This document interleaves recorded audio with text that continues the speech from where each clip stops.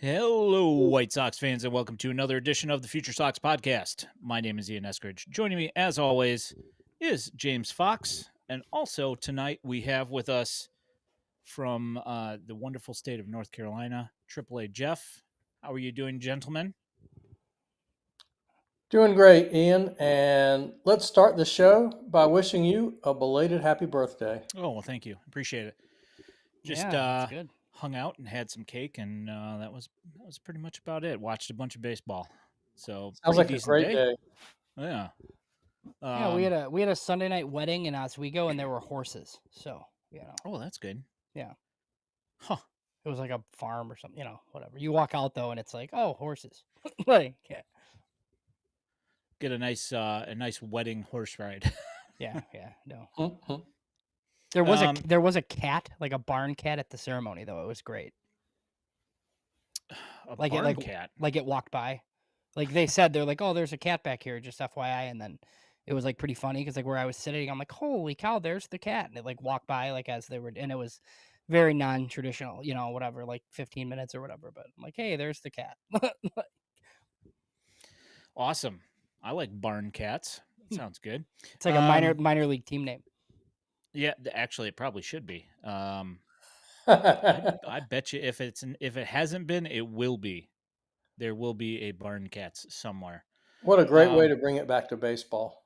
There you go. So White Sox dropped a tough one today. That was, I had a thought earlier while watching the game today. People complain about the bullpen giving up runs. Score? If every time you expect whoever comes into the game to have to be perfect because you've got a 1-0 lead, I mean, can you really blame them? Because if you bring in like three guys, right, one of them's bound to have a bad day, but the other days it could be one of the other guys that has a bad day. It's like a continuing cycle. The problem here is that this team does not score runs. Yeah, and every reliever's pitching high leverage innings essentially because you're like up 1-0. On the other hand, when this team set their record for ineptitude last year, they also set a record for blown saves. Yep, But you're right. that's I true. mean, two things can be true. The bullpen can stink and the offense can't score runs. Yeah, I kind of have a feeling that I don't think that the team, I don't think the bullpen's really all that bad. I mean, I'm not saying that they're great. Like, you don't have an elite bullpen by any means, but to expect them to have to, I mean, it's literally, it seems like 80% of the time they're coming in with a 1-run lead. And you've got to get through like 3 or 4 innings with a one-run lead. Yeah. What does anybody expect? Well, Fair. and you want to use your best guy in the highest leverage spot, but then you don't have that guy for the ninth. So, Right. now look, we could get into like potential options here because I don't really know what they're waiting for. Yeah, Like with I think some, that's like it a just good. doesn't really make any sense to me. Yeah, I think that's a good transition. So I mean, we've talked about this in the past here, but I feel like there's a couple of names that have kind of crept up in recent weeks here that are making a play to possibly come up and stick in the bullpen here in Chicago, assuming that the White Sox are open to dropping some of this payroll and just kind of eating some of this money of these guys that they are paying so far. Um, and obviously, like one of the big ones is going to be Peyton Paulette, who has been absolutely bonkers. I have it written down here. Like just in May, 9.1 innings pitched, 4 hits, 0 runs, 3 walks, 13 Ks in 8 appearances. Yeah, and I saw. That's like pretty much what the doctor ordered. Well, and I looked earlier, and even with like a couple of blips, like it's over 13 Ks per nine and like a FIP like in the twos, like in the Southern League. Like that, like there's all this talk about Grant Taylor, right? How Grant Taylor's going to come up and save the day in a bullpen role. Like, can I see Peyton Paulette first? I mean, do you Do you really need to? I mean, I'm not saying that I don't want to see Peyton Paulette first, but why not just bring them both up? I mean, we have some spots here that could potentially be turned over pretty easily, and nobody would be, nobody would bat an eye. Yeah, true. There's 2 guys in Charlotte too. I mean, Yeah. like you have like Addison Coffey, who they seemingly like won't give a chance to, and then you have Wickelman, who like just converted and he's been good too. Yeah, yeah. So who would you jettison out of Chicago first? Like, I mean, who's at the top of your list? well, I think you have guys with options, right? So, I mean, yeah, like you don't need a 40-man spot for Wickelman. So he's actually like the easiest because you could just send one of these other guys down and bring him up and be like, hey, this guy was the 4th piece in the Crochet trade, and we haven't even seen pieces 1 or 2 yet. It's like a really easy sell, to bring him up and do that, even if you want to wait for Paulette. And then with Coffee, I just like we've been talking about this for weeks. Like, I don't know if it's the walk rate or whatever, but like it's just another org win for me. Like, that's a 3rd rounder that you paid $50,000 to. Like, even if it's him instead of Jordan Leisure, I mean, it's still like it makes the org look good. So I just, I think there's some options. But I will say, like, if they score 1 or 2 runs a game, it probably won't matter. Like, those guys will be bad too, probably. Yeah, I think that one thing that I've said over the last couple of years is that no matter what, you have these guys, you have certain guys that are high leverage guys, and you have certain guys that aren't high leverage guys. The problem comes in when every single opportunity that you put these guys into a game, if it is a high leverage situation because you only have a 1-run lead, you're going to have guys fail just because they're not built to be in that role. As far as the Addison Coffee thing, yeah, I think it has to do with the walks here. And his last couple of appearances have been really rocky. There's been a bunch of traffic on the bases, and he's gotten out of it without much damage done at all. But it's just the fact that in the major leagues, if you are putting 2 and 3 guys on base in 1 inning, and 2/3 of them are by walks, it's just a recipe for disaster. So, Yeah, I mean, even uh, like Steven Wilson today, right? Like I had buddies in group chats like, oh, this guy sucks every time. Like, he's actually like not that bad. He's just not a closer. That's like a 6th inning guy. yeah, I would say Paulette's probably up there. And I mean, you also have guys like Zach Franklin, who they drafted out of Missouri. He's been really good. Uh, Jared Kelly's been really good in making a move. Now he hasn't been perfect, but I think if you take out one of his appearances, like his second appearance when he came to Double A, if you take that one out, he's got 8 innings with 2 runs, 1 earned run, 3 walks, 9 Ks. So he's making a case as well to make that transition to kind of move up the rankings here to show up somewhere in a bullpen. Yeah, and I think like maybe even like if you bring up Peyton Paulette to close for in Chicago, maybe you let Jared Kelly close in Birmingham and see if like he has the Yeah. the ability to do it, and then you just like keep creating more guys in theory. Yeah, I don't know if he's a high leverage guy either. James brings up in the chat Andrew Dahlquist, which he's been really good as well. But April for him was phenomenal. He was perfect in April in like 8 appearances or something. But this last in May, he's got 5 walks and 6 Ks. So he's been missing bats a little less. So that's kind of one of those things I kind of want to let that one play out first, but at least he's been serviceable, and it looks like he might be able to continue up the ladder here. Yeah. Howard says, just when you thought that the bullpen could not be worse than 2024. I don't know if I necessarily say that, though. I don't think it's worse, and I think they have reinforcements coming. I think the biggest issue is like a guy like Cam Booser, who I think could be the second lefty on a contender, is just like his numbers are going to look terrible because of like what they're asking him to do right now. Yeah. Vince says, I don't understand why they took Wilson in the Cease trade just to eventually trade him. I assume that's why they took him in the first place. It didn't end up working out because he didn't pitch particularly well last Yeah, year. and I think he had like 3 or 4 years of control and options. I mean, Yeah. Yeah, it's I mean, again, like you said, if you're only scoring 1 run, at the end of the day, is it really going to somebody's going to end up giving up a run here or there, and it's going to end up blowing some of these games for you. And I just think that's the way it's going to work. You have to score a few more runs than yeah. 1 run. Well, and I think like with these games too, like look, nobody's really expecting the White Sox to be that good, so I don't know, like these ones aren't even really like hurting me that bad. It's like kind of annoying, but like I like the way the starting pitching is like going. I mean, I'm just like very impressed with the starters, even the fact that they can go sign an Adrian Hauser for nothing who was pitching in Triple A, and all of a sudden he looks like a couple adjustments later, like he looks totally fine, you know. He's like throwing all the ground balls that he did when he was like a monster in Milwaukee.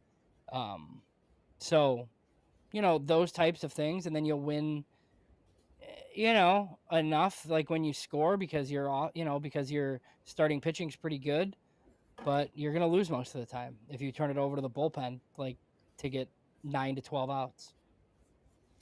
Yeah, and I mean, when it comes right down to it, nobody expected this team to be, to win any games really, and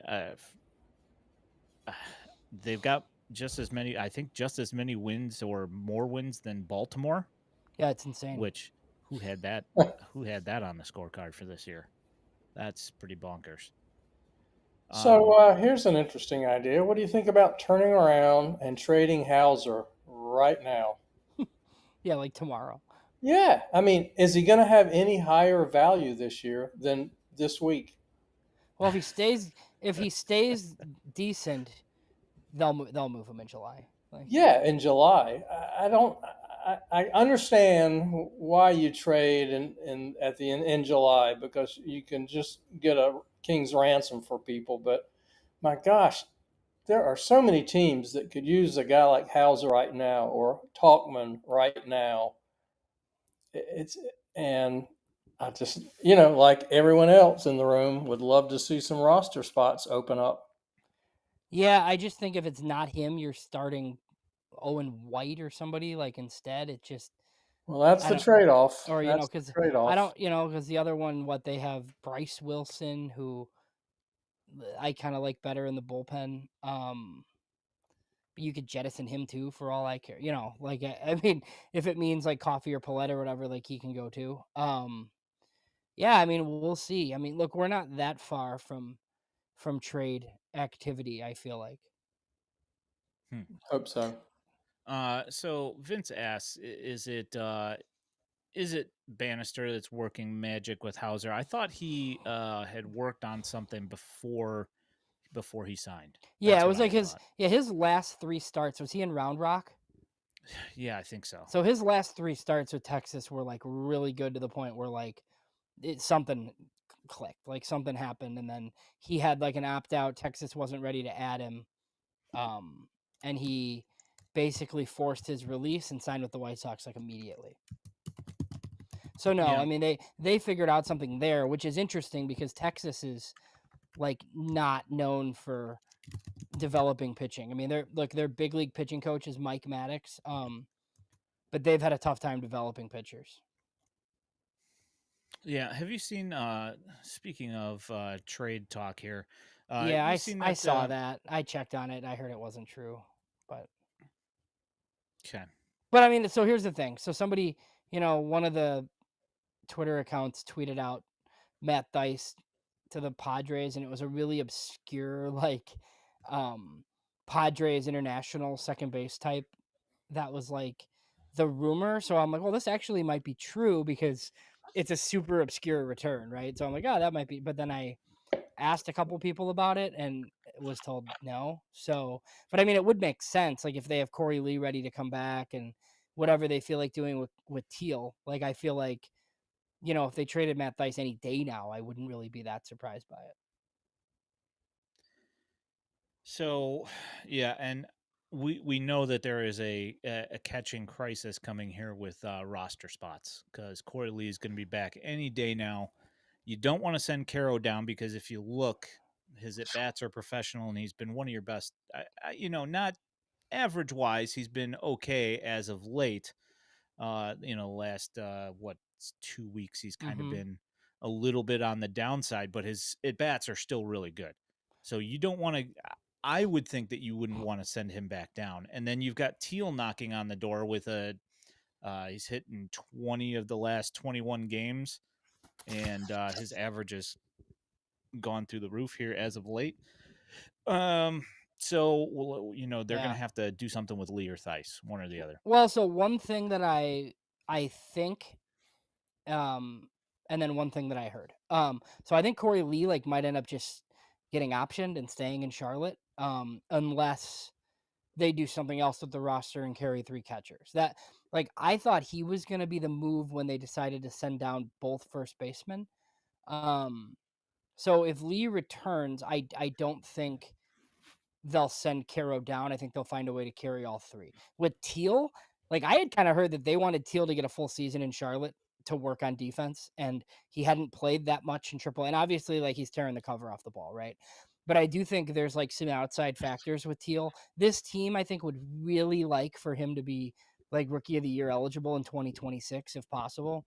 So even if we see him, I wouldn't be surprised if it's like 42 days at the end of the year or something. So then like next year he's still like Rookie of the Year eligible at the beginning of the year. So because look, that, like, getting a first round pick for a guy that wins Rookie of the Year that's like a top prospect like that is really super valuable. And you could really set yourself up to have, um, Schultz, Hagen, Teel, and Montgomery potentially like up for that next year, even though they're going to be on your 2026 team most likely. All right, so we got one of two ways that we can go here. You mentioned Hagen Smith, but you also mentioned first base a few seconds ago. So I guess let's keep it in Major League Baseball, sort Yes. of. Now joining Jeff down near Charlotte is one Mr. Andre Vaughn, also sent down with Tim Elko. Um, this whole thing's kind of weird to me. I know that they've been preaching flexibility, but as you saw in the game yesterday, where you had Sosa at first base, it ended up costing you the game probably Yep. Right. because you don't have an actual first baseman on the roster. Yeah. So at what point does the ability of having somebody who actually knows how to play first base outweigh the ability to have all this flexibility because your roster is constructed in such a goofy way? Well, so I thought it was very curious. I mean, I guess it makes some sense after seeing it, right? Because they want to DH Andrew Benintendi every day if they can. Like, they don't want to play him in the outfield. And then I think they want to play for whatever reason, right? Like, they paid Josh Rojas like pretty decent money. Like, so Josh Rojas is going to play against right-handed pitching.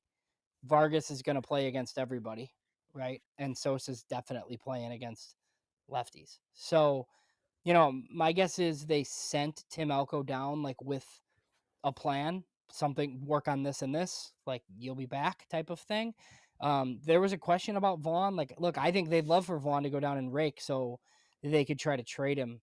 I just, I don't, and this isn't just me being like cynical, because, we didn't want them to pick up or to tender him in the first place. I don't know that he hits enough to ever come back. I just don't. Like, I I'm just like not sure, like, I about am that not whole confident either. like, about that whole thing where they might just have to, like, cut bait at some point here. Because look, I think they'd like for him to go on a tear and come back and hit, and then you can trade him for, like, a DSL prospect or something, like, but I also don't, like, it just, and this is just, like, a hunch of mine, like, it doesn't seem like Venable, like, really loves having Andrew Vaughn on the team. Because even with, like, some of these bad players that are on the team, there's like a plan, right? These guys just stink. Like they go up there and they work counts, and you do the lefty righty matchups and stuff. And then like Vaughn is just a freaking rally killer because he comes up and hits a 105-mile-an-hour ground ball to the second baseman and gets out. And it's in just double play. that's what I mean. Yeah. Like he leads the world in hard hit ground ball double plays. It doesn't really do much for you. And it's like the the first game that he was back in Charlotte, not only did he have an offer, but he had a ground into double play, Ugh, and he also botched a ball that grounded to first base, and he fell over on the ground and was rolling around. that So was I mean, it's like beyond ugly.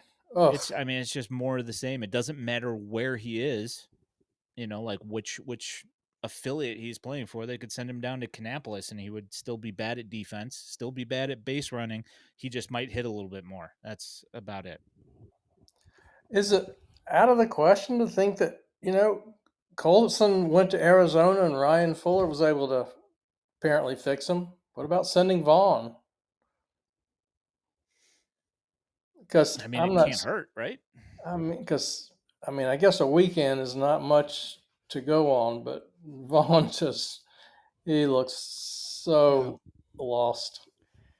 So Keith Law was on 670 this weekend, and while he is like down on Colson just because of like what scouts have told him and like his in-person looks, he did have pretty good things to say about the way the White Sox have approached the situation with Colson and with Hagen Smith. Because he's like, for too long, like teams are just basically like, well, this guy's mechanics are bad, but we're going to throw him every fifth day and like maybe he'll figure it out. Like, you don't have to do that. Like, it's minor league baseball. You can do whatever you'd like, right? Like, hey, let's stop this right now and fix it. And it seems like they've done it, they've been doing it on the pitching side and they did it with Colson a little bit. And this seems like an option going forward. So I do kind of like some of this outside the box thinking for like developmental purposes. Me too. I would absolutely rather them pull a guy back to Arizona to work with him for a little while, work with him for, work with the person for a week and then send them back instead of watching them struggle for a month Yeah. before you pull them to, do Exactly. that. And did you Exactly. see? Jeff. Did you see this? So, I think Sox Machine wrote about Fuller. It might have been Merkin. No, I think it was Merkin, who basically said like Ryan Fuller would work with Colson on his stuff, and just like a lot of it's just positive and mechanics. Like, hey, what do you do really well? Let's try to get you back to that. And they go to dinner every night and have conversation, and that's just like basically what it was. It was like a one man hitter camp where it's like a buddy cop movie basically for a week, and we'll see. Yeah. Yeah. No, I read the piece. I talked to Colson. He did not want to get into. He was happy to chat, but he didn't want to get into any details. It was a little tough, but regardless, whatever Ryan Fuller did, pretty exciting to see the turnaround. Yeah. So before we move on, how quick do you think we see him? 3 weeks, He I has mean, to if he continue. He has to continue playing like this, right? obviously. Right. That's the but assuming he does, how soon? I mean, he's on the 40 man, right? It doesn't seem like they want to do this thing all year where he gets in a funk again and then you never see him ever. I think they're gonna kind of, oh, he's hot, bring him up, and then see if it carries over type thing. Even if, and that might be totally the wrong decision. I just like think that's probably gonna happen. I wouldn't doubt it. If he keeps on hitting for like 3 weeks with 167 WRC plus, I just don't see him staying in Triple A. I don't see a reason for him to stay in Triple A at that point. Right. If he does this for a month, you say, oh well, he figured something out. And I will say I still don't like the fact that he's quite so pull heavy. But he has been hitting the ball to center field a lot more. He hit an Oppo home run the other day. Um, he's keeping his front side closed longer, and it's helping him impact the baseball, which was the big problem. Yeah, I mean, it So doesn't seem like a swing change or any sort of not huge really. mechanical change.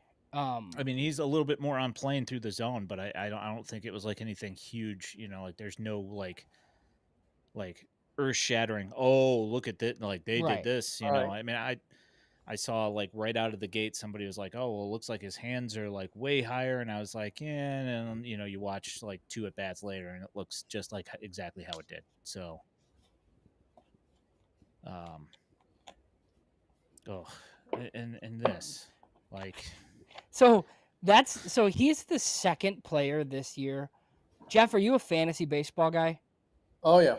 So I'm not, but I feel like, just following the draft and the minors, like I've heard of most players. The White Sox have signed 2 players this year that are on their big league roster that I had never heard of, like before the White Sox got them, that I really had to like do the deep dive.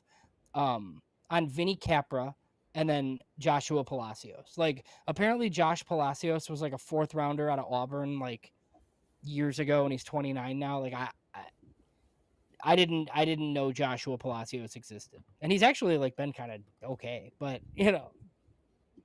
against righties anyways. No, I'm with you. Because of fantasy baseball was I aware of Shane Smith last year. In fact, I picked him up on my team. That's been gold. But Vinny Capra, nothing. Never heard of him.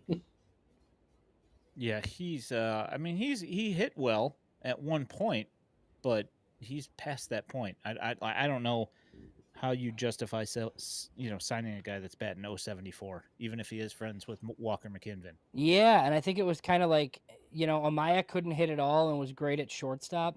This guy has power and can't hit it he was all and can play okay. multiple spots, but he can't play shortstop like Amaya can, Yeah. So, and that's like, so it seems like the Lenny Sosa problem, right? And I didn't know that, we're not necessarily going to get into him, but like, defense isn't like the strongest suit. He's hitting pretty well, but not enough to be a horrible defender. And they're just not going to give him second base, I don't think, because there's just too many other guys that can play there. Yeah, baseball brings up the Sporkle quiz at the end of this Oh year yeah, on the roster. I'm gonna miss some. I'm gonna miss some of them for sure. That is going to be There awful. I was, Guys, mean, could you we imagine got coming off back like topic. 5 years from now and trying yeah. to do the Sporkle? Well, who's like these random reliever, like the guy they just had for a week, Joendris Gomez or whatever? Like I'm not gonna remember him. Nope, not at all. What'd you think? Guys, we What were got you going to off say? topic. I was curious to hear your predictions for Colson's promotion. Oh God. I don't know. I mean, you see it sooner than later? I could see probably like mid-June, like late June. So, I mean, yeah, a couple, 2-3 weeks. Maybe Yeah, a I'd have to month. look. Let me look at the. I could look at the schedule and see the homestands, and then Yeah. Vargas is playing some first. I think that's just when they want to play Josh Rojas at third, like against righties. So Vargas is playing first against righties. Which look, I think is fine for now. I mean, for now, like it doesn't really seem to matter where he plays. He's been pretty good defensively at third, so my guess is he'd be fine at first. He definitely hits enough. I mean, that's like one of the only pleasant surprises that we have like offensively. I mean, I think Chase Mydroth is kind of doing what I anticipated that he would do. He's fun. It's not a ton of impact. But I mean, Vargas looks like a 800 OPS guy with 20 plus homers. I mean, it's pretty good. Yeah, I think there's, I mean, Sosa's been pretty decent, with the bat. The glove is still a work in progress. I mean, when you start moving him around all over the place, I think if they let him play in one position, it would work out quite a bit better. But they don't seem intent on doing that at all. So,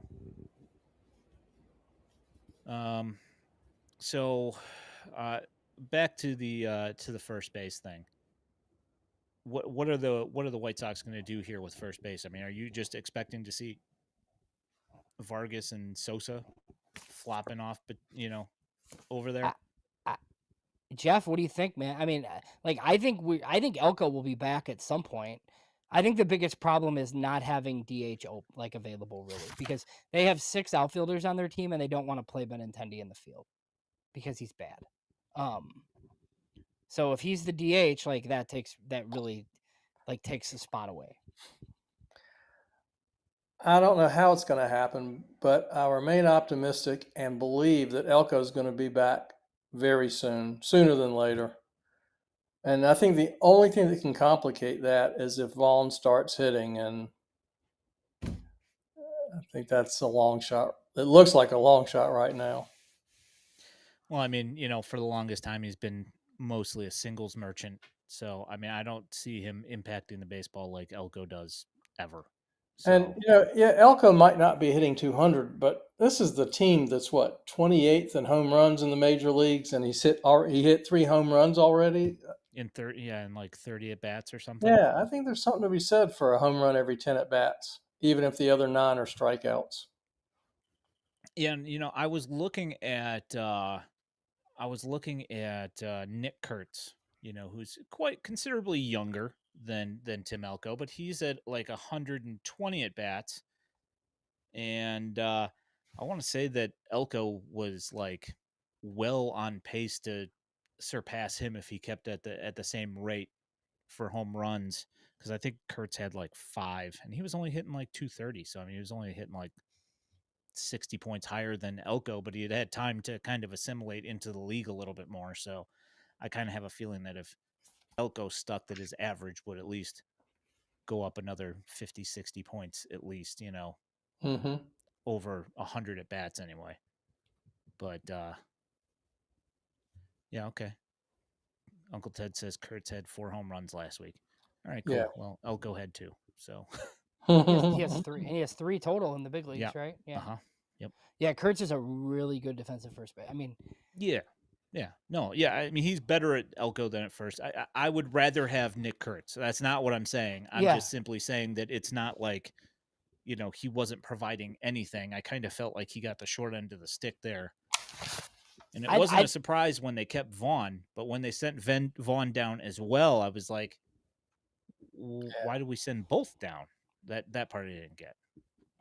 yeah, I mean, I get it now because they're playing Vargas and Sosa and Rojas, and they have 6 outfit. Like, I kind of thought that, Josh Palacios was going to go down, but apparently not. You have these other. I mean, you have a right field platoon of Slater and Talkman that you wanted, and then Robert's still on the team. I think obviously they were hoping to trade Robert by today. That didn't happen, uh, very clearly. So yeah, there's just like a real roster crunch happening. Yep. So, do you guys have anything else that you wanted to talk about up in the majors at all? I don't think so. Yeah, I mean, we can talk about it all day, and still, it's not gonna. It's I still just gonna think be bad. like at least the games like last year, there was like nothing to watch, right? There's a starting pitcher every day worth watching right now, and then there's your 3 or 4 guys that you care about for the future are also on the team. So that's good. Yeah, my kid said literally almost the exact same thing when we were walking back after finding out that they had lost, because we were just out at the field hitting. But we're walking back to the car afterwards, and he looks at his phone and sees that they lost, and he's like, "They lost," but he's like, "At least the games are fun to watch now." Like there's at least like a competitive team on the field, even if the bullpen does go out and blow it eventually, and it's always the starting pitching that's holding the whole thing together. Yeah, these other teams can't wait to get to the 9th inning. Yeah. Yeah, it's like these other teams are just, waiting until they get the starting pitcher out, and then they're like, "Okay, here we go. All right, now we can start playing again." Cuz I mean the starting staff has looked really good. So, all right. To answer you, Howard, no, Grant Taylor has not been closing. He has been in a setup role. He's been pitching the 7th. I think he's pitched the 7th inning all 3 times. I think maybe the 6th once. But I don't think. And he has been disgusting, like as Yeah, we've expected. Like, yeah. He's got 3 innings. I think he's got 0 hits allowed, no runs, and he strikes out 2 an inning every time. Yeah. I mean, he's throwing 101 miles an hour. Yeah, that's been pretty good. I mean, not that we didn't expect it to be. I just wanted to see it in the starting role. Yeah, I mean, but, like put Hagen Smith in the bullpen. What do you think it would look like? I mean, come on, like it's like the same thing. Yeah, probably. So moving along, actually, since you bring up Hagen Smith has been moved to Arizona to rehab for some soreness, which apparently the soreness is now gone. But they think, Dissipated, yes. but they think that the soreness is being caused by a biomechanical issue. So he's out there rehabbing. Your thoughts on that? Well, so I feel much better than I did last Sunday when I was like pretty worried about this. I mean, you watched him. Like, I thought he was like flying open. Like, he didn't really look the same. Obviously, his stuff is so good that like nobody hit him still, but the walks were troubling. He reported soreness, clean MRI, totally healthy, totally fine. So then it's like, okay, well, your mechanics are screwed up. So, the White Sox think it's totally mechanics related. We'll see how quickly he gets back and what he looks like. Yeah, and I mean that also explains, if he's opening up a little bit too early, that completely explains the loss of like 2-3 miles an hour, and why his stuff hasn't been quite as dominant as I mean, and he's been real good. I'm not gonna say that he's been bad. I'm just saying, like, we haven't seen like that 97 mile an hour just absolutely dominating everybody that walks in the box, Hagen Smith, yet. Yeah, he's not going to be able to live at 94. So Yes. And to answer you, Uncle Ted, the White Sox are not moving all of their top pitching prospects to the bullpen this year. That's just not happening. I mean, at least not until way, way, way later on in the year. yeah, And I still don't see it happening then. Jack, But you never know. I would not. I would still rank Schultz higher. Yeah, Jack asks if you would rank Hagen higher than Schultz in updated top 30. Yeah, I mean, if Hagen had been here the entire year and was just absolutely blowing people away, and Schultz was not, having good outings, then yeah. But Schultz looked good this last start. Granted, I feel like he's working a lot more on his changeup, and that's been in a lot heavier rotation in his pitch mix as of late. But the changeup has gotten better, and he only gave up 1 hit in 5 innings this last start. So yeah, I mean, he's gonna face nothing but righties in the big leagues. So whatever the third pitch is that you're gonna like combat righties with, that's what he kind of needs to focus on. And I believe in this last start, he threw 87 pitches, Which is which good. is real exciting to see because it felt like a long time coming. yeah, he's supposed to. I believe that they've taken restrictions off of quite a few of the starting pitchers. Up to 100 pitches. So I think that it's just like when they get to about 90 pitches or so, they just don't bother having him getting up again if he's hit 5 innings already. Yeah, Right. and I do think like if they have it their way, like I don't know that he makes starts this year. Like Schultz will finish the year in the big league bullpen. It's a Bannister thing. He likes it. It doesn't mean he's not starting going forward though. That's where like if that were the Grant Taylor plan, I'd be totally on board, right? Get him as many innings starting as you wanted, and then he finishes in the big league bullpen, and then you go to spring training and see what happens. Like that. That sounds great. It just doesn't seem to be what they're doing. Yeah, I was going to ask you about that. So it seemed like he said that there was still a path to him starting, and that they weren't like just immediately writing him to the bullpen. Yeah, that's true. That's what they're saying. I've just heard from people who cover the team that have talked to some of the decision makers that they're like gaga over what he could be out of the bullpen. And I hope that doesn't win out. That's just like my fears. I mean, yeah, like he should come to big league spring training in 2026 as a starter. But I think like once you see him down the stretch, like pumping 101 like out of the bullpen, it's very hard to not just have him be the 8th inning guy or the closer. Yeah. I mean, when you watch that, it's like, okay, I understand why they want him in the pen, but we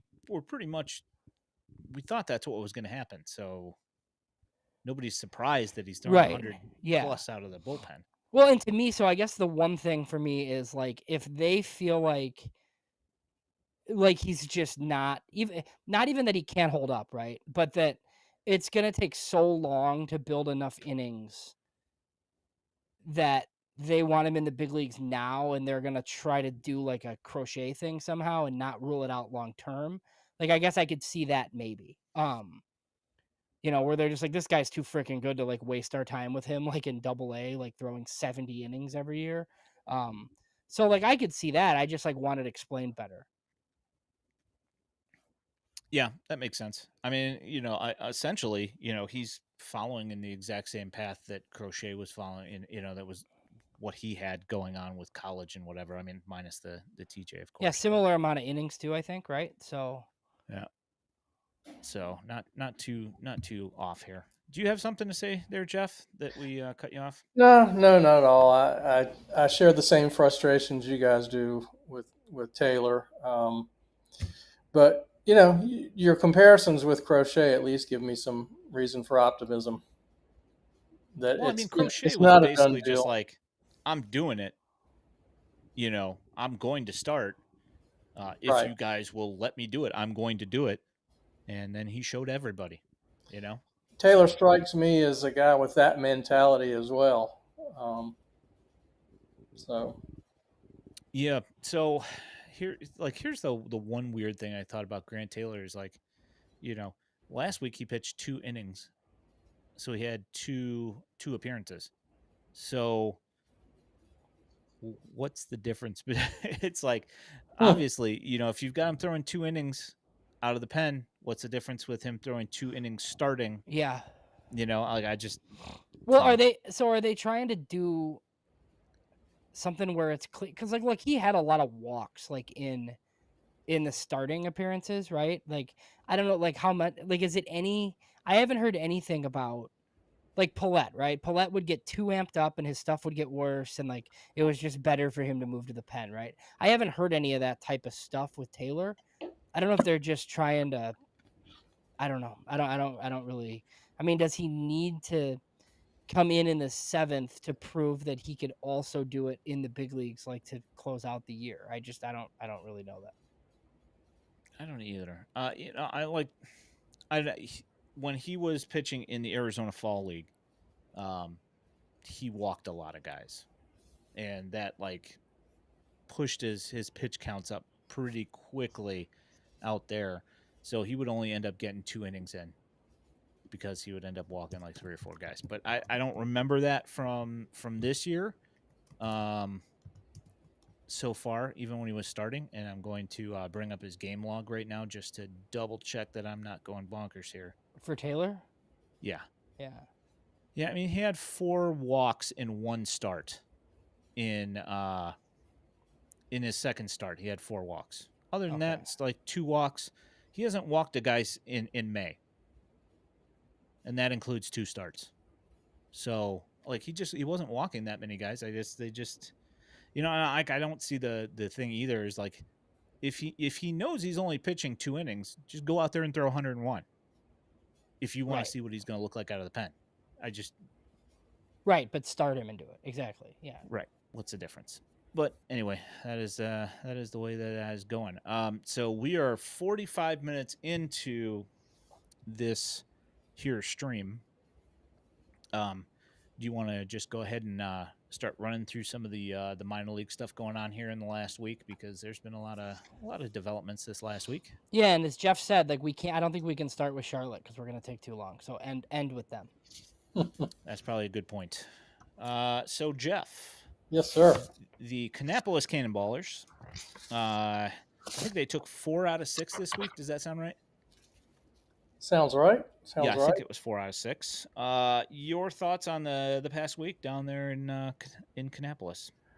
A couple of things jump out. Number one, they lost 2 starting pitchers, Nick Pinto and Mason Moore. Those were both tough injuries, but they haven't missed a beat. The starting pitching remains excellent down there. I need to go meet Grant Umberger on the next homestand and find out what his story is, because wow, was he impressive. And it's nice to see Seth Keener come back to Kannapolis and kind of get squared away a little bit. But the starting pitching has been excellent. A couple of red hot hitters down there. Certainly, Caleb Bonham, as he's been doing all year, continues to just pound the ball. He looks so good. And Calvin Harris is healthy this year, and he looks as locked in as any hitter I've seen in the minor leagues. Yeah. And then the big international signee, Abraham Nunez, looks like he's getting comfortable in the minor leagues, and he's had a really nice run here for the last 2 weeks as well. Yeah, I think Cal Harris hit like 500 this last week, and let's see, Bonner hit like 316 or something, and who else did I? Rony Hernandez hit 333. Yep. So I mean, there was some good offensive stuff in there. Now, one that has not been going that well is George Wilco. He went 2 for 16 this week. Yeah. Which that's rough. And there was a point in one of the games where they saw you saw him in the dugout, and he was clearly not too thrilled with his results, and he ended up cracking a bat and over his knee. Over his knee. It's been a rough time for him. Over he started to look like he was figuring things out, and then it just kind of right back on its ear. Yeah, he teased us 2 weeks ago with a 3 home run week, and we thought, all right, here we go. And it still may be, the start of a turnaround, but this wasn't a particularly strong week for him. I don't know. It's on the one hand, the results are really disappointing, and he is clearly still struggling. On the other hand, the at bats do look more competitive. They do. So I don't know. I guess you hit the worry button if it's late July and we're still sort of moving. Things are going like they are now. Yeah, I feel like the at bats have gotten a lot better. I also think that they've been really working him inside this year. I mean, like in that game alone the other day, I think that he broke like 3 or 4 bats.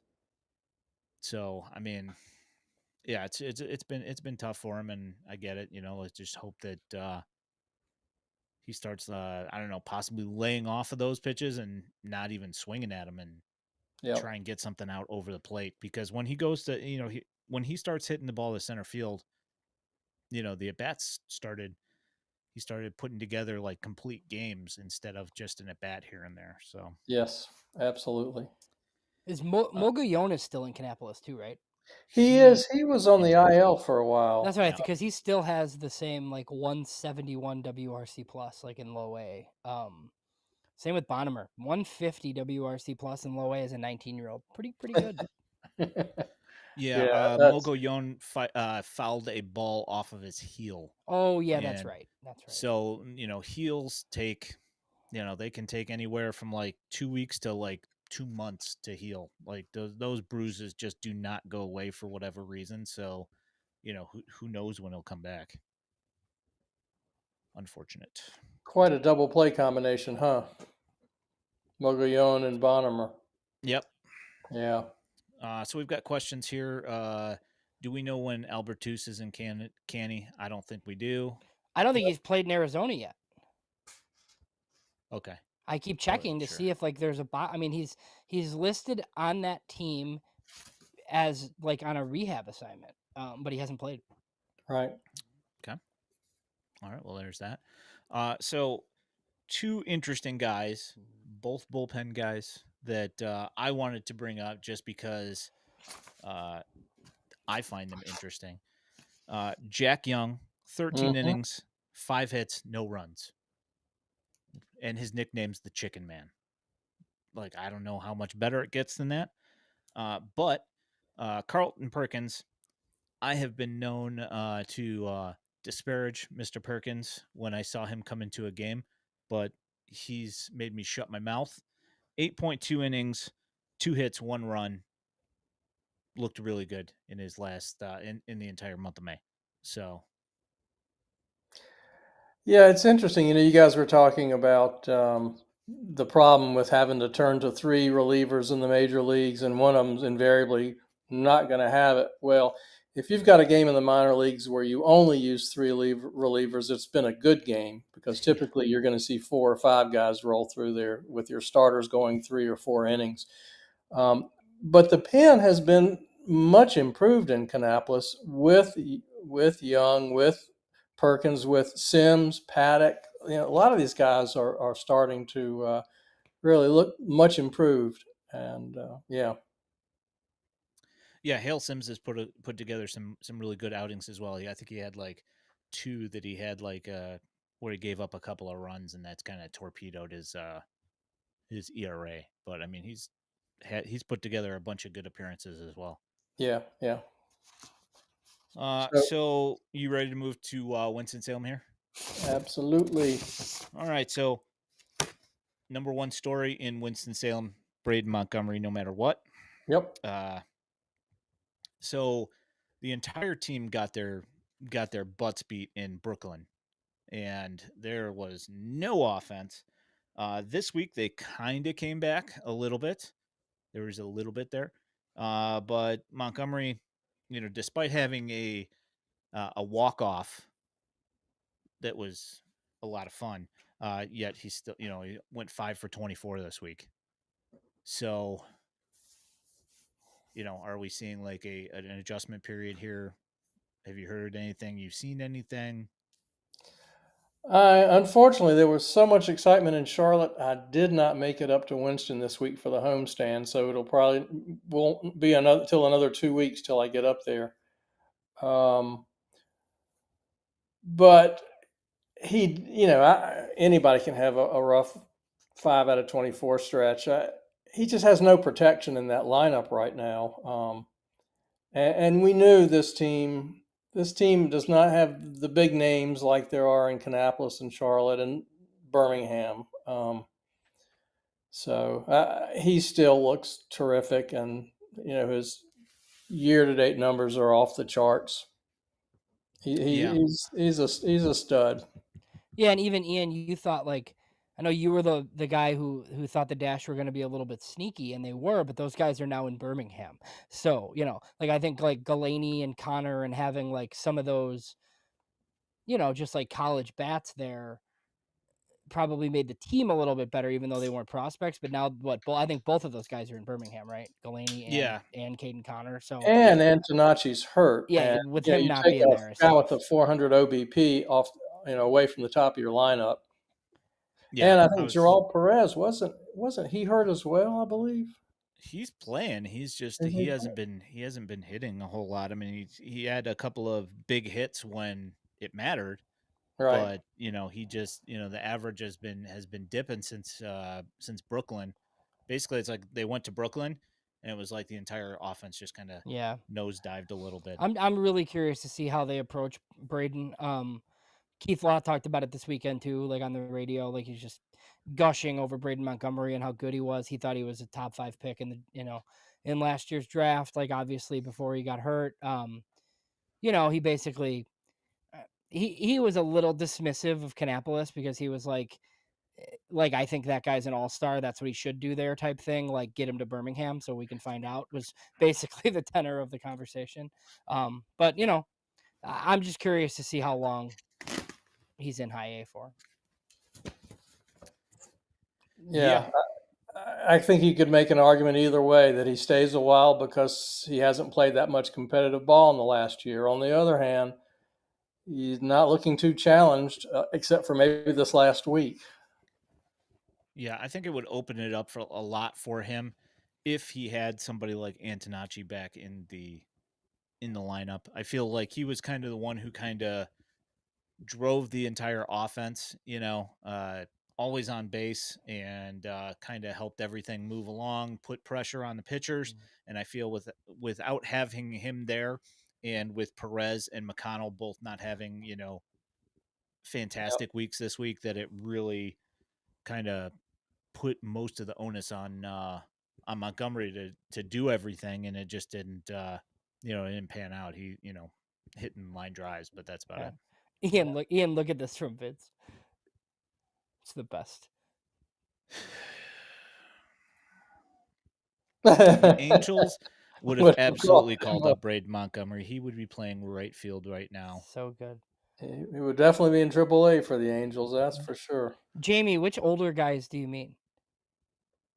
You're not talking about these two guys next to me, are you? Like, what are we doing here? Hey, come on now. Come on.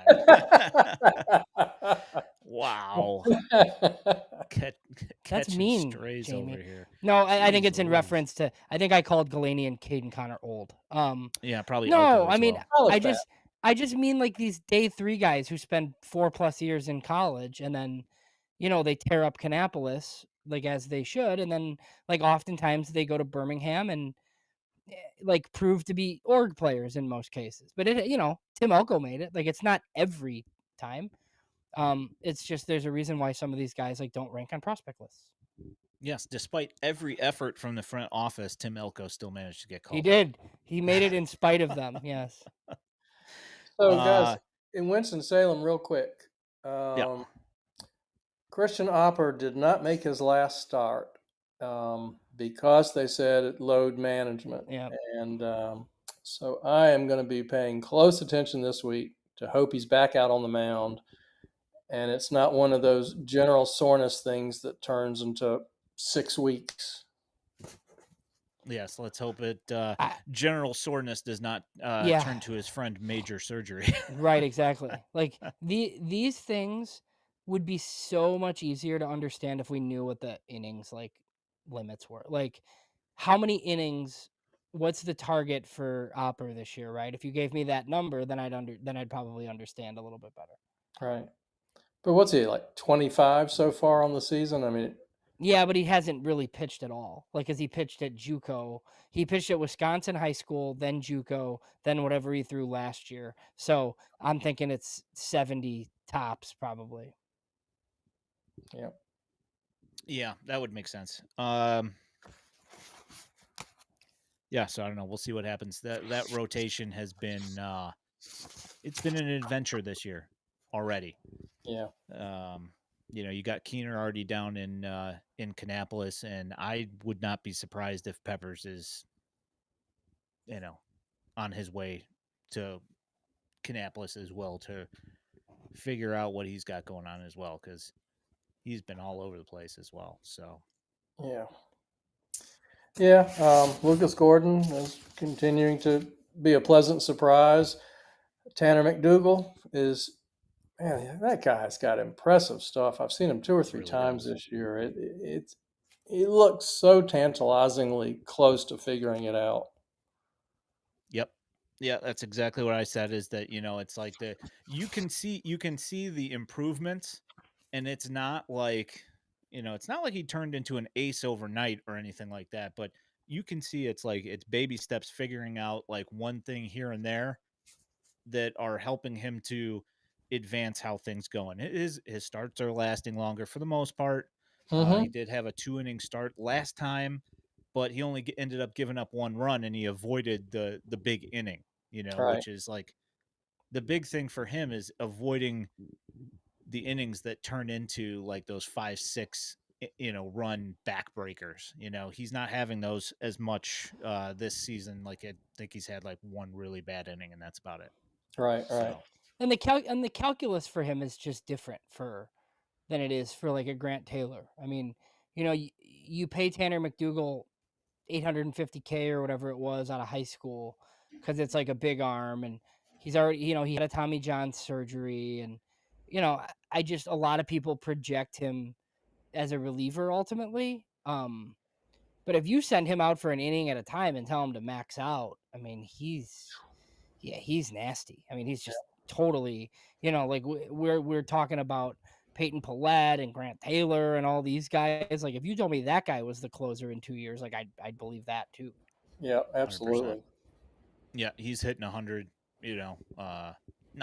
Not routinely, but he is hitting it several times a start now. So that's good stuff.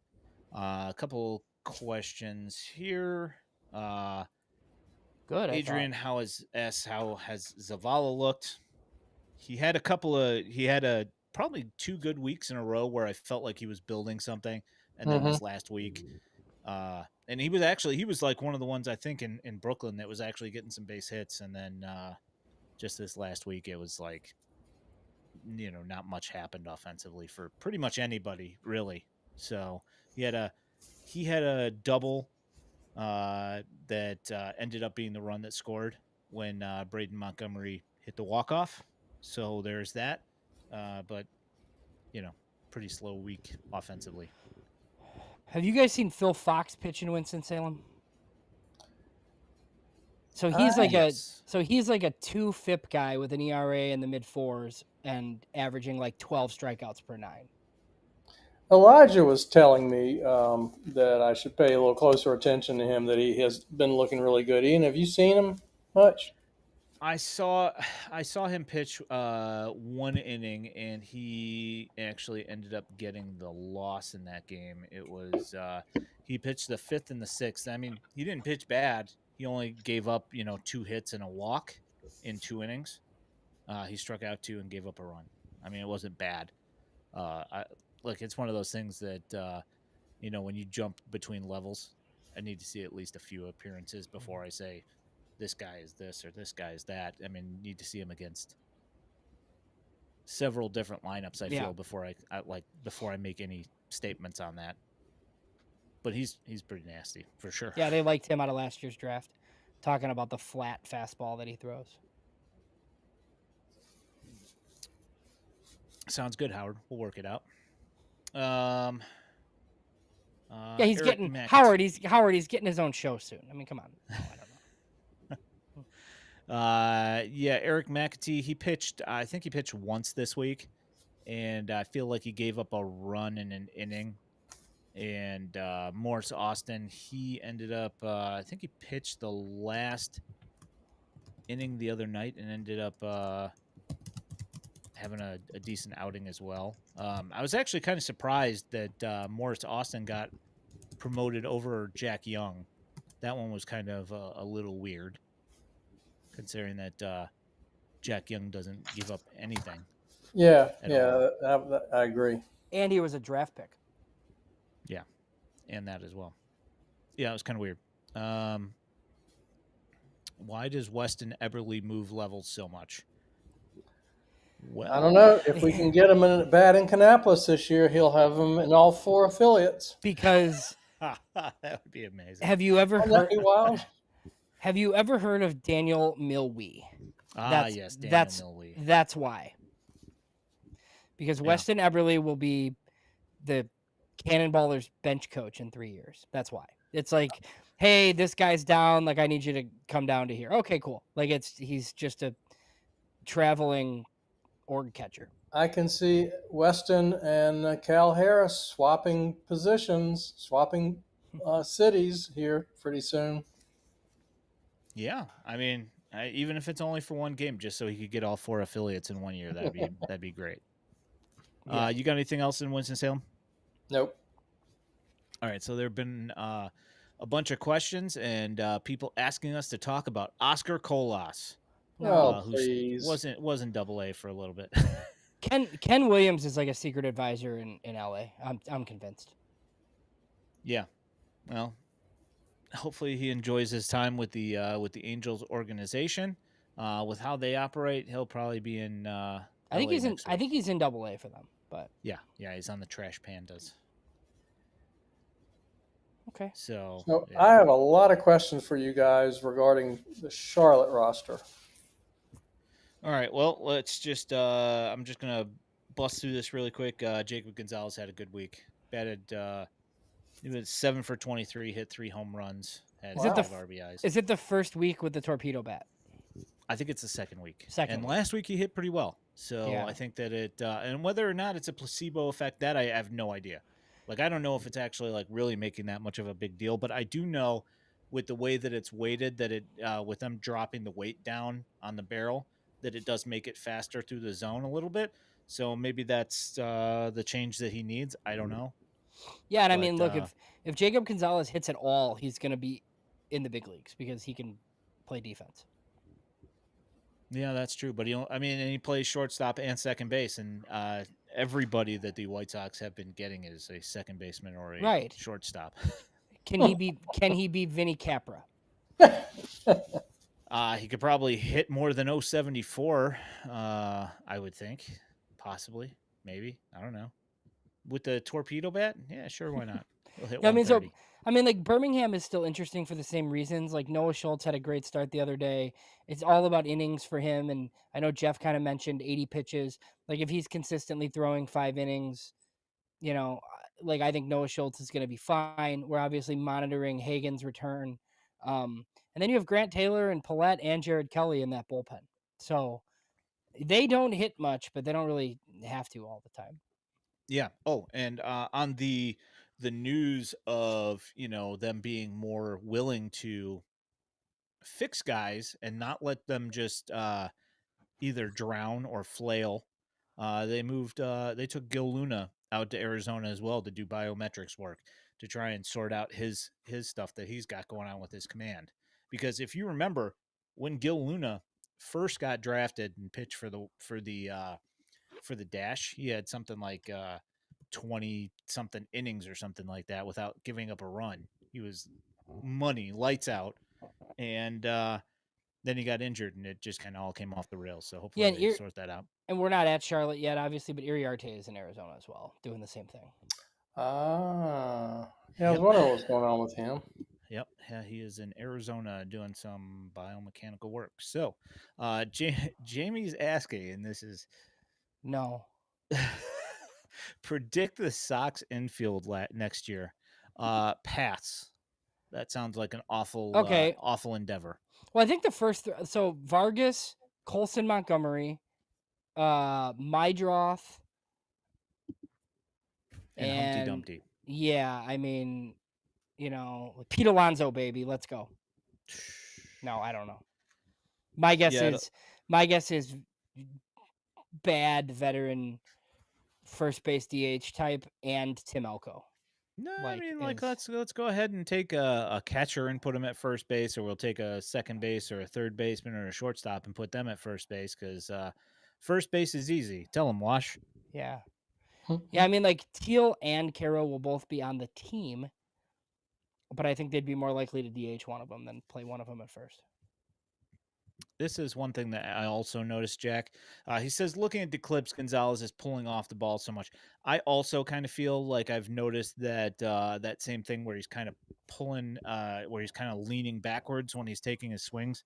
And that part was something that they were supposedly working on at the beginning of last year that he had kind of fixed, that kind of got his ball rolling again, because after his awful month and a half or whatever with the org after he got drafted, people, I think he hit like 100 after the draft, and people were like, whoa, this is the worst draft pick I think I've ever seen.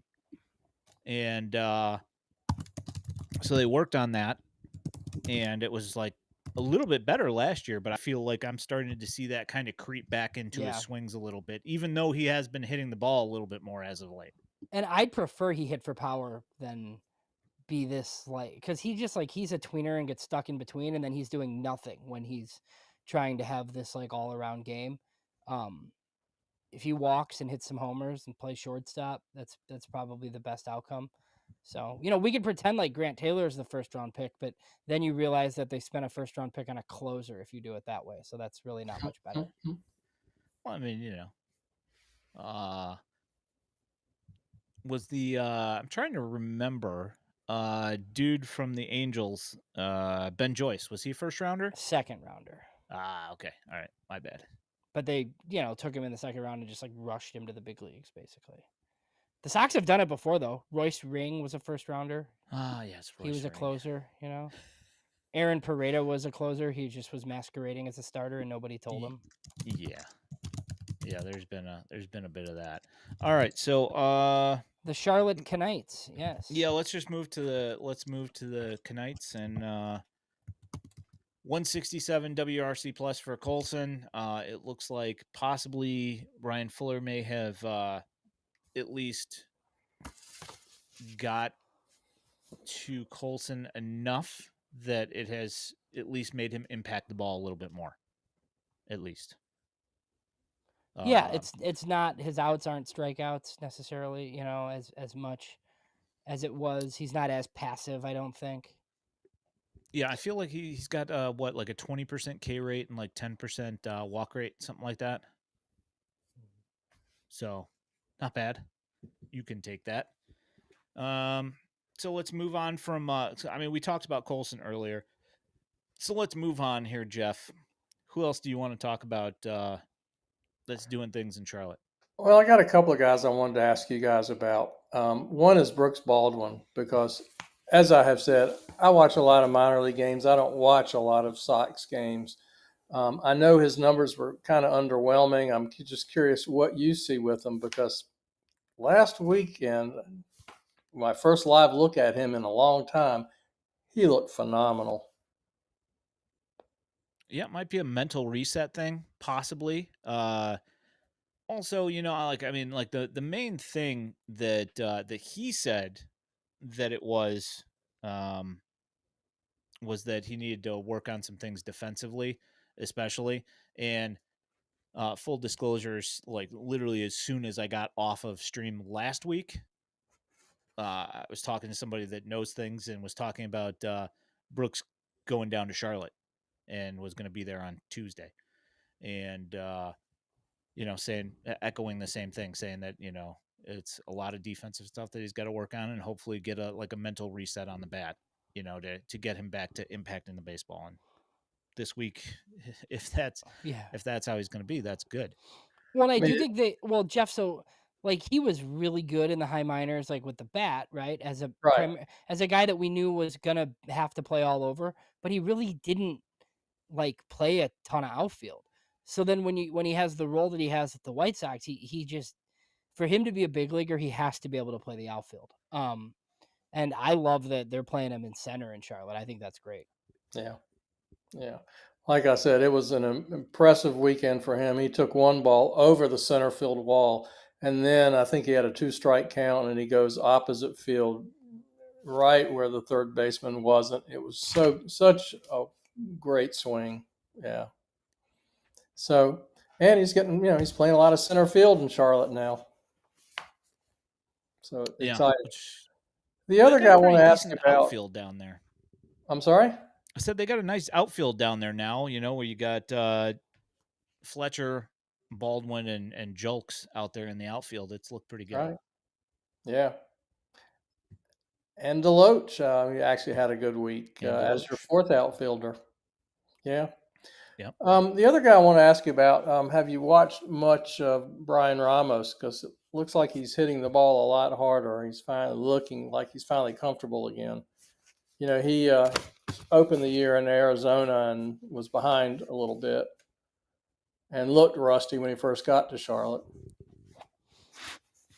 Yeah, I think that I thought that he looked a little rusty as well, but I mean, it didn't take, a couple of weeks to let him work up to the competition from, it was in Arizona. So the step up in competition is obviously going to be a big deal. And it's not like he was terrible in those first couple of weeks. He was just not, the average was pretty weak for that time, but the power seems like it's coming back. Yeah. Who was it that was talking about him this week that brought up him playing the outfield some?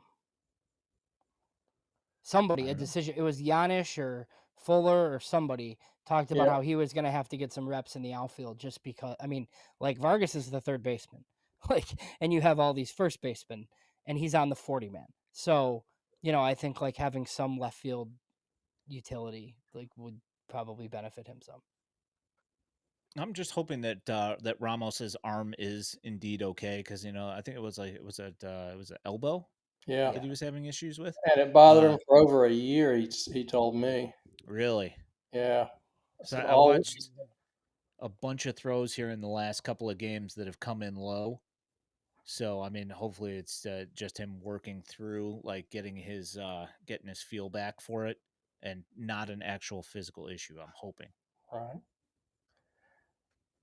What kind of defense do you think Mydroth at second, Colson at short, and Vargas at third offers? League average? Better than league average? No. Average, Yeah. probably. Yeah. I mean, because I feel like Vargas is at least like a second division regular somewhere. Like if he keeps doing, if he goes back in the tank, obviously, like it'll be nothing. But I mean, he kind of looks like the prospect version of himself right now, and his defense has actually been pretty impressive at third base.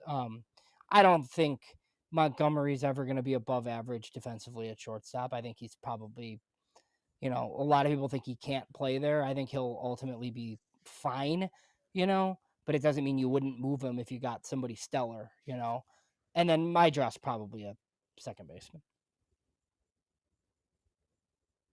Okay. One last question for you.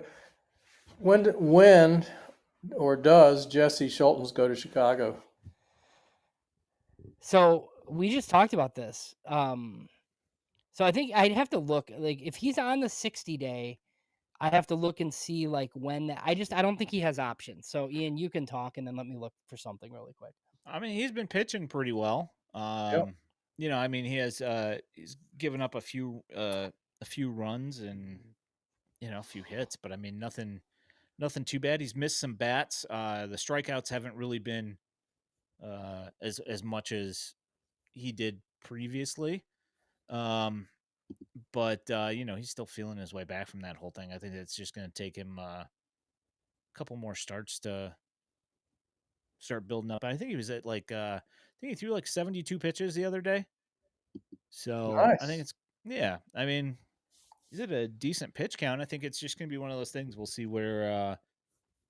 One thing I haven't really paid too much attention to is his velocity, but I do know that he was getting up to like 95 or something like that the other day. So I mean, he's throwing the ball plenty hard. I just, I don't know whether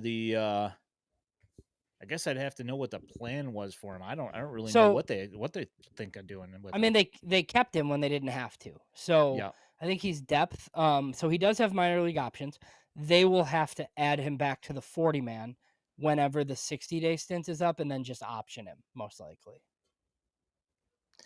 Well, and then I imagine if he's in Charlotte, he's first man up, right? I mean, he goes to the top of the queue. I'm not sure who. I would think so. Yeah. Yeah. Like, yeah. Anytime there's like an injury or spot start or something. Yeah. Yeah. That makes sense. I am. That's true. I'm ignoring Vinny Capra as the shortstop of the future. That's totally true. So this is a question from Adrian here. He asks if the White Sox should trade Julks or if they're going to trade Julks. That is a fantastic question because I've been bringing him up on Twitter for a couple of weeks now, where he's been hitting 350, 360, driving in all sorts of runs, hitting home runs, hitting doubles, all over the place, stealing bases, playing decent outfield. Any thoughts there, Jeff? How old is he? 29, I think. Yeah, I was thinking he's late 20s. So probably they don't really have much control over him, I imagine, right? Is he probably in his ARB years? He has one option and he's down. He's not on the 40-man. They outrighted him. So, I mean, one of the main reasons why he hasn't been back is because you'd have to re-add him to the 40-man. And then risk losing him. Yeah, if you send him back down. Right, and then risk losing him. But I mean, 348, 429, 563. In 41 games at Charlotte. It's not much power. So like 4 homers there is not great. But he's walking and his numbers are really good. Well, someone asked us earlier to predict the infield for the Sox next year. I think it's kind of more interesting and more challenging to predict the outfield. You think? Like, Because, I mean, other than Braden Montgomery, I got nothing. Joshua Palacios. Yeah. I think it might be 3 new guys. I don't know. Yeah. I mean, if Benintendi could ever stay healthy, they could probably trade him. But right, that hasn't happened yet. Not terrible against righties, like hitting wise. So there's a couple of questions about Jamie asked about Galaney. You guys would know better than me. I've just always assumed that he's going to have to play first. Yeah, I mean it's going to be left field probably or first base probably. Yeah, and he hits right-handed, so he's going to have to mash. Yep, pretty much. And I mean he does have good bat speed and he does hit the ball hard. I think it's just going to be one of those things. I mean he's been hitting. I think he's hitting over three. He's hitting like 315 or something at with the Barons so far. That's a heck of an accomplishment. Yeah, no, he's looked pretty good. I think just Ryan Fuller mentioned him this week as a sleeper in the system. So yep. They did one thing for you guys to note is when you look at the numbers from this past week,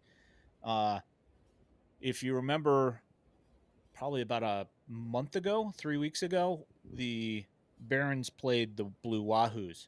And at the time, they were the number one team in the Southern League. They had the best offense and they had the best pitching. Number one on both.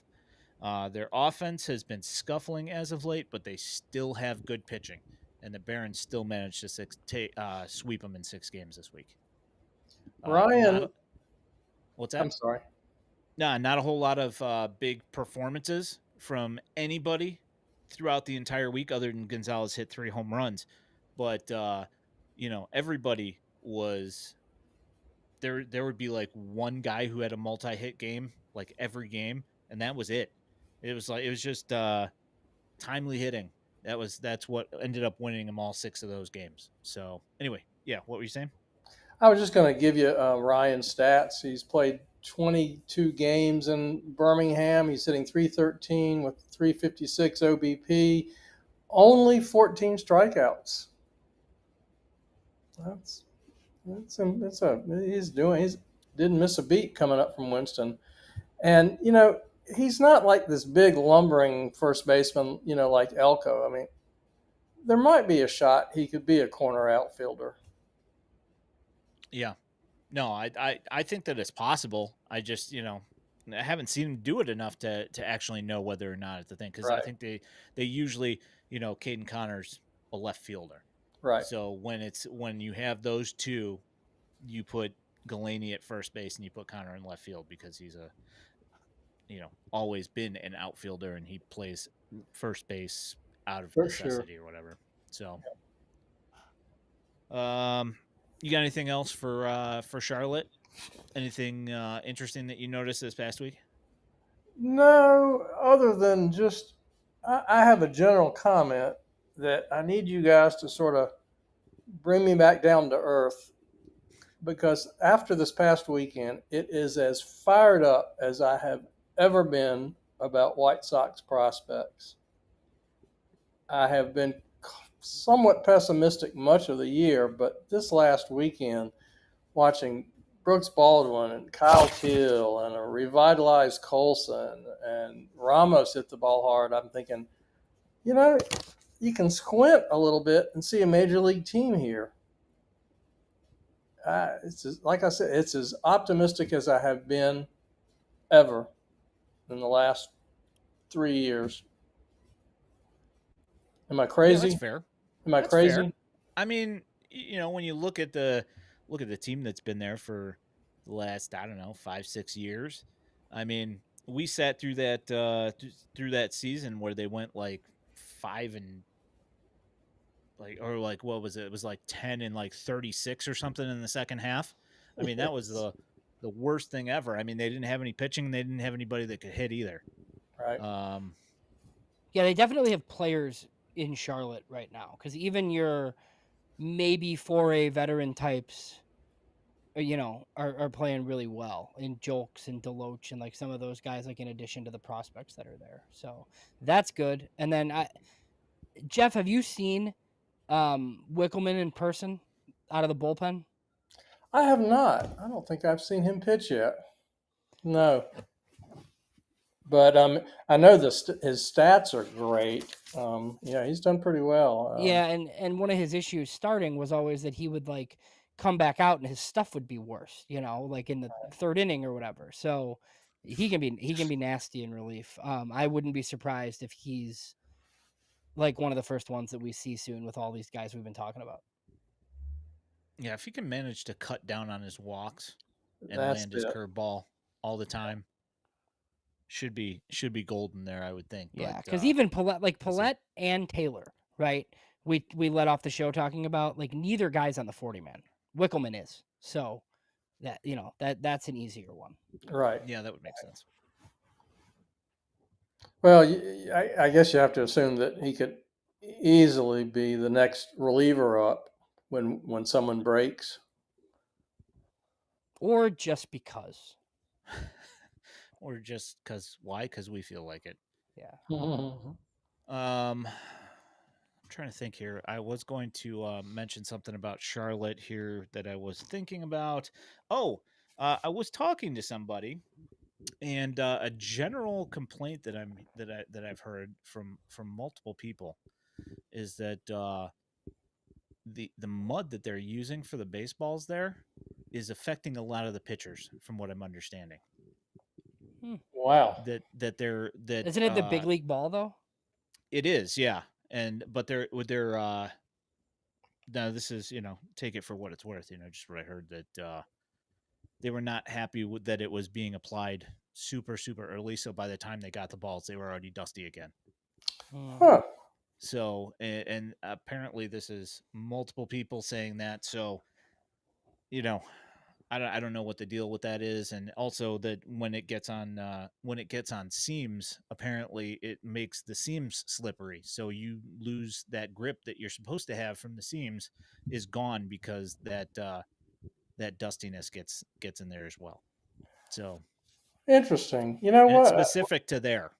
Well, when So they're home, they're on the road this week, but when they're back the following week, the guy who's in charge of evaluating and running all of minor league umpiring sits in our press box regularly, and is just a great source of information. I'll ask him about that. I'm sure he's familiar with how that works.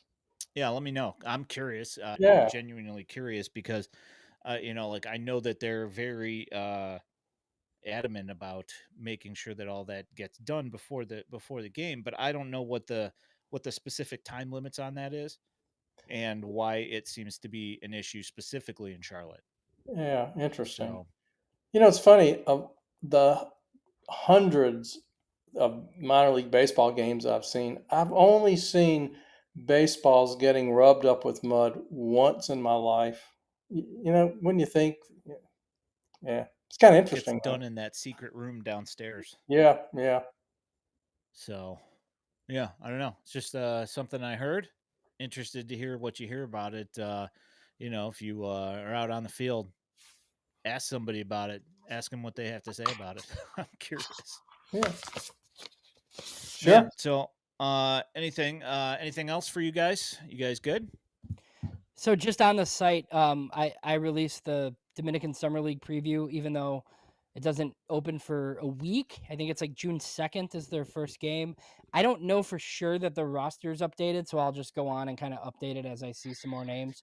There were a couple of guys who they signed like in this class that aren't listed on the roster yet, but there's really nowhere else for them to go. So I'm pretty sure they'll be there. So that's on the website, and then I will have mock draft 1.0 this week. Ooh. Draft is coming up soon. Oh, and the draft is going to be in Chicago in 2 years. 2027. We will be So live that's awesome. somewhere, most likely. That's cool. That'll be a lot of fun. I want to answer this, not this one. This one. Who is Rule 5 eligible coming up if not protected? Jesus. How about this? As the Rule 5 draft doesn't happen until December, and we don't know who's going to be here in 2 months, let alone in 7 months, let's worry about that then. Are you guys good? All good. Yeah, All all right. good. I will walk us out then. You have been watching / listening to the FutureSox podcast. If you are listening to this in podcast form, know that you can find us every Sunday night or on Memorial Day here at 8 p.m. On YouTube and the Purple app. You can also find this podcast along with all of our written content at FutureSox.net. If you're looking for White Sox prospect highlights, you can find them on X at FutureSox and now also here on our YouTube channel. If you love the content and want to support us here at FutureSox, There is a link in our Patreon in our channel description and at FutureSox.net. You can also toss up a super chat on a YouTube stream. Also, don't forget to like this stream and subscribe with notifications so you know when we're going live while helping us in the World Wide Web algorithms. My name is Ian Eskridge at Daily White Sox. He is James Fox at JamesFox917. And he is Jeff Cohen at Triple A Jeff. Thank you so much for coming and hanging out in the chat. Thank you for watching. Thanks for listening. We appreciate you guys so much. You guys have a great week, and we'll catch up with you next time. Thanks. Have a good night.